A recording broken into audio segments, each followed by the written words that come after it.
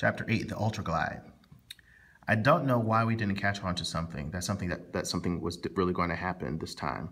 Mom and Dad started acting real strange right after they talked to Grandma Sands. First, Mama started writing in a notebook and adding things up and subtracting things. Then Dad and Joey and Rufus and me started driving all over Flint buying things for the brown bomber.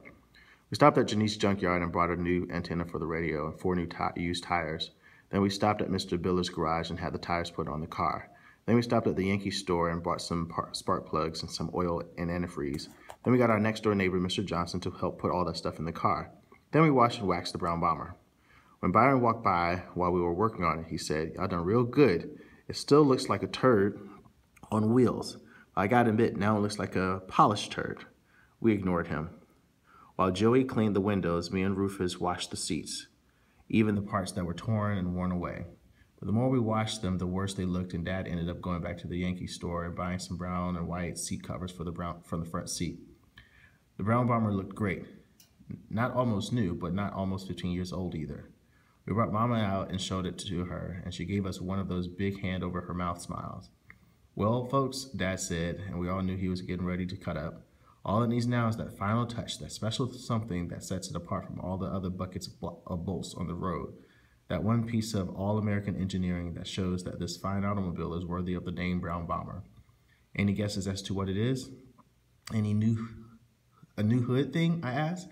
The thing in the middle of the hood was a long chrome rocket that pointed out over the road. The only thing that was wrong with it was that one of the wings of the rocket was broken off. Like with everything else, Dad had a crazy explanation for that.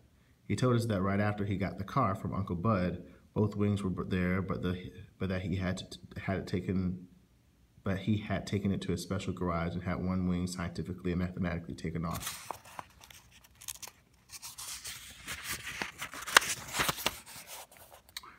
When we asked him why, he told us that way when we came back from a long trip, we'd be coming in on a wing and a prayer.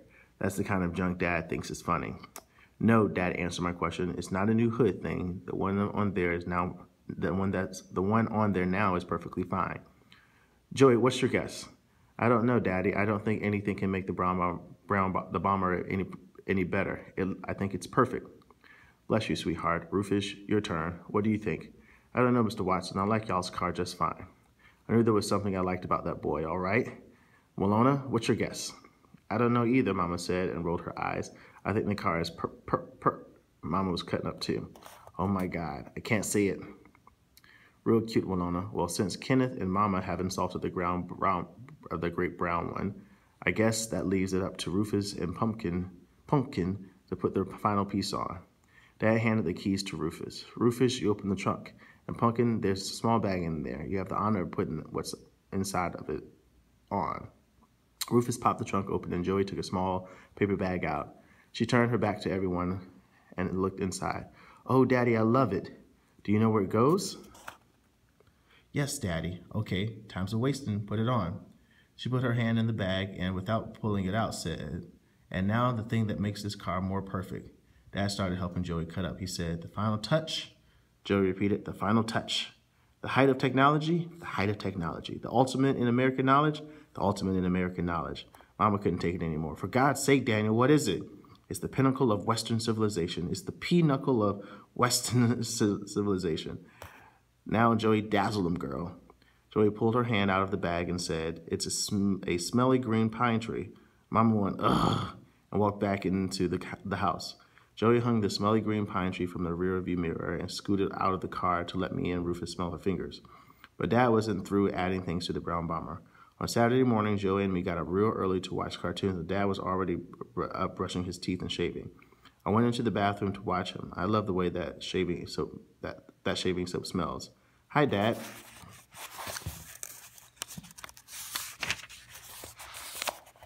"Morning, Kenny. How'd you sleep?" Dad said this with his toothbrush in his mouth. "Okay, I guess." Then Dad pulled one of his famous tricks on me. He said, "Kenny, look," and pointed out in the hallway. Even before I could think, my head turned and I followed Dad's finger. When I saw nothing and looked back, Dad was smiling a mile a minute, acting like he hadn't done anything, but I noticed that his toothbrush was gone. I let him know he didn't fool me.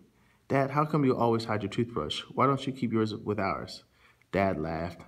Well, Kenny, I guess I don't keep my toothbrush with the rest of yours because unlike your mother, I was a little boy once myself. I thought about this for a second, then said, what does that mean? Dad picked up my toothbrush and said, look at this. Not only is this instrument perfect for brushing teeth, it has other wonderful uses too. You see, Kenny, I know that in a little boy's eyes, there isn't anything in the world that is better for general cleaning than a toothbrush. And the greatest thing about it is that with a good rinse afterward, no one can tell what it is used for. I also know that the best toothbrush for cleaning stuff is always someone else's. So rather than wondering what my toothbrush last cleaned, I think it's better that it only goes in places that I know about. Dad was right. I caught Byron using mine once to shine up some quarters and another time to brush Blackie's teeth. I didn't really care, but Blackie didn't like it. That was the only time he ever growled at someone in his own family. Dad was stirring the soap dish up with his shaving brush, and I got close to the sink to smell the soap. Dad painted his face with the soap, then bent down and rinsed it off. I know it sounds crazy, but he always did that twice. He said it really made your beard super soft. He learned that because he used to work in a barbershop when he was a little boy. That's why he also learned that if you go to the barbershop, you've got to make sure your neck is real clean. Otherwise, the barber talks about you like a dog after you leave. So, Dad said as he put the second coat of soap on his face, let me guess why you're standing so close. Could it be that you want me to soap your face up and hold you up here while you shave it off? It's been a long time since we've done that. Oh man, I'm way too old for that. Besides, I'm starting to get a real mustache. Look, I stuck my upper lip out for Dad to see. Where? Dad leaned down and looked real hard. I can't see it. Here, look. Maybe if you got closer to the light. Dad bent over and picked me up to the mirror. I automatically turned my head sideways, and when I saw my reflection, some of the time I forgot all about my lazy eye.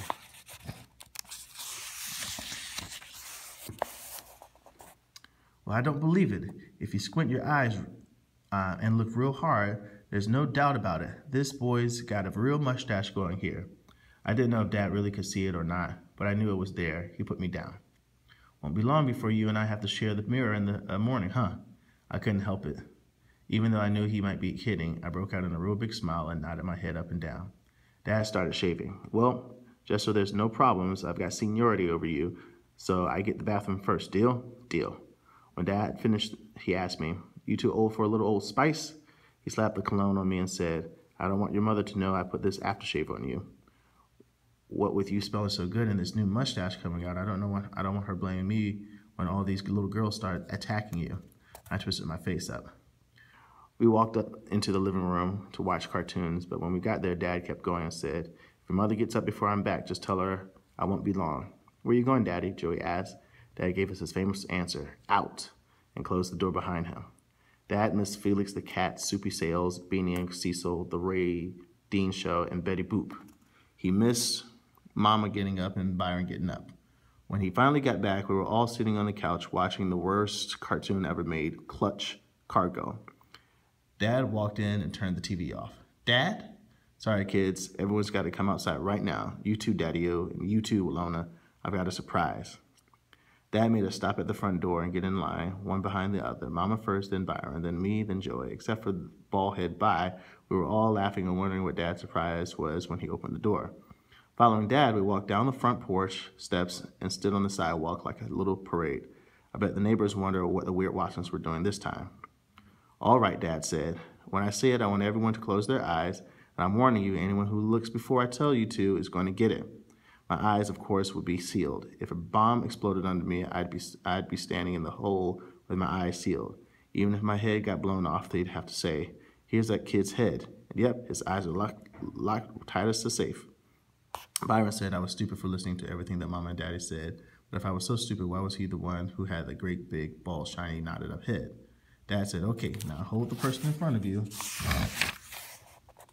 by the shoulders. Will only you hold on to mine. This is only going to take a minute. He said that last part because Mama rolled her eyes and was real close to stopping everything by turning around and going back into the house. All right, close them. Mama gave him her last straw look and closed her eyes. Then so did we. Dad shuffled us ahead a little bit, and then we all stopped. It was real hard not to peek. Okay, keep them shut. I'm not playing. I heard a car door open, heard a loud pop, then heard Byron say, oh, man. Me and Joey cracked up. We knew a certain person had peeked and got popped, right smack jab on the bald head. Finally, Dad said, that's it. Open your eyes. What do you think? Dad had opened the driver's side of the brown bomber and was standing with one arm pointing the way inside. In the middle of the dashboard to the right of the steering wheel, something real big was sticking out. Dad had taken out our giant towels and set it over the thing. Everybody stood there staring. Finally, Mama said, "Daniel, what on earth is that towel doing in there?" "The towel is fine, Willona. Aren't you wondering what's underneath it?" "Yeah, Dad. What is that thing?" I asked. "Well, Kenneth, since you seem to be the only one with any curiosity, I guess you'll be the one who gets to unveil the bomber's latest edition." I crawled into the front seat and raised the corner of the towel so no one but me could see what was under it. I couldn't believe it. "Dad, it's great!" The rest of them, Byron included, crowded up to the brown bomber's door. Mama had a worried voice. "What have you done to this car now, Daniel? What's under the towel?" I grabbed a corner of the towel. "Ladies and gentlemen," Byron interrupted me when he saw I was going to tease them. He said, "Oh man, just pull the blanket towel off so I can get out of here. I ain't got all day to listen to your mess." He was always in a hurry to get out of someplace, but never had anywhere else to go. "Byron, how many times have I told you about saying ain't? And Kenneth, you stop playing and move that towel this minute," Mama said. I talked real fast before Mama could get any madder. "Ladies and gentlemen, the newest addition to the brown bomber." I whipped the towel aside, our very own drive-around record player. Mama went, "Oh my God," and gave Dad a dirty look, then walked back into the house. Joey squealed, "Oh boy." Even cool old Byron forgot how cool he was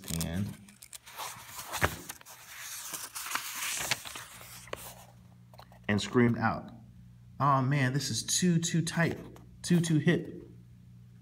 No one's got one of these. Speedy don't even got one in his Cadillac. Too much, man, way too much." Joey